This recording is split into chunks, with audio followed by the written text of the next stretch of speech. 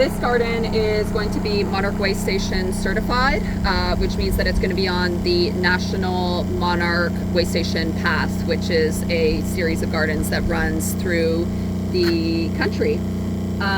So we have to become Monarch Waystation certified, you have to have a combination, you have to meet certain criteria, usually a combination of pollinator plants, not only florals, but shrubs and trees as well, that essentially create habitat for birds and insects that are regional. Can we take a walk and you can help us understand it? Absolutely, let's go. So this is St. John's wort, native perennial.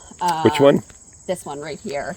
This is a native perennial, okay. Great pollinator plant. You'll probably see, I just saw a few bees on the one up there. Also medicinal. Oh, there's a monarch butterfly right here.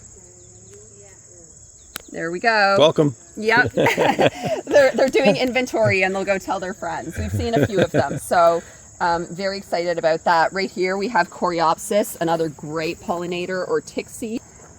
This is common milkweed. Another great pollinator plant. Creeping thyme. You see these purple flowers? Oh, there's a bee on one of them right now. So that spreads really readily. It kind of creeps up onto the rocks. It is great key at suppressing weeds and keeping a garden ultimately maintenance free. What's it called? Creeping thyme. Creeping thyme. Yeah. Creeping thyme. Then we have ajuga, another great one. So ajuga is actually not native, and I would caution its use. We used it here because you see on three sides we're surrounded by asphalt, and so it really has no place to go. And then on this side we have knotweed. So they can fight it out? So, well, I mean, it really has no place to go other than the garden that we've established right here, which is exactly what we want. We want it to suppress the weeds and give all of these native species an opportunity to grow and become established and dominant here. We also have common yarrow over there, another great native species. That's with the white tops? Yes, the white tops right over here. And common yarrow, it's native as white, but it comes in many colors: pink, orange, yellow, red. Another great addition. Here we have foxglove, which the deer hate and the rabbits hate, and usually it's left alone. Self-sows really easily, comes in many colors. It's one of my favorites. So this, you'll see it oftentimes at the side of the road. It gets really tall. It can get up to 8 or 9 feet tall. Joe pieweed. Joe pieweed. The butterflies love it. All the bees love it. It will get super tall, and it gets those big pink heads on it. Will get super, super tall. We're excited about this one and to see it in maturity. Here we have fleabane, which you also have right here. And a lot of people mistake this one as a weed. They'll pull it out of their gardens. This actually is a great pollinator plant. It fills in really nicely, and it looks almost like a daisy if you see. So it's quite lovely once all of this matures.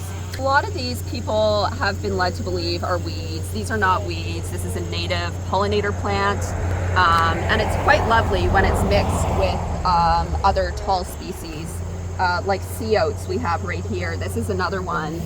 You can see it gets these really beautiful little oats on top and has great four-season interest. So when everything else dies back in the winter, it still stands, and when the wind blows through it or late fall, it makes this kind of like sound, and it's really animated that way as a plant. So it's an exciting plant to add visual interest and four-season interest. And audio. In the garden. Huh? And audio. Yes, exactly. Yeah, it really kind of brings the garden to life, so to speak, even in the quote-unquote dead season. This is bee balm. This is a classic. Everyone knows it. The bees love it. They go nuts for it. Kind of smells like Earl Grey tea. Yes. Yeah. That's nice. It is. It's really lovely. It gets beautiful flowers on top. Gets to be about 3 to 4 feet tall, can get even bigger, one and done. These are all not just perennials, but perennials that self-sow and expand quite a bit. So for example, this St. John's wort can get up to 3 feet across and 3 or 4 feet tall. So this will be a big shrub that will cover this entire area at maturity. Penstemon digitalis. There we go. Yeah, I would have remembered. You know, it just comes right to you. It's like, This one? Penstemon? Yeah, this is Penstemon digitalis. It's another one. Can you say that 5 times fast? Penstemon digitalis. Penstemon digitalis. Oh my gosh. She's good. It's a good one. So this is Penstemon digitalis. When you install it, this is landscape grade right now, which is basically as small as it gets. We pull this from our wholesalers. So the shape is similar to a miniature foxglove, but in spires, and they're kind of like a purple and white that fade out. Great pollinator plant, self-sows readily, native species, perennial, all the things we love. But yeah, we got a great rain last night, which is always great. That's a gardener's dream, is to get the install done and have the rain. It just gives it a great jump start, you know.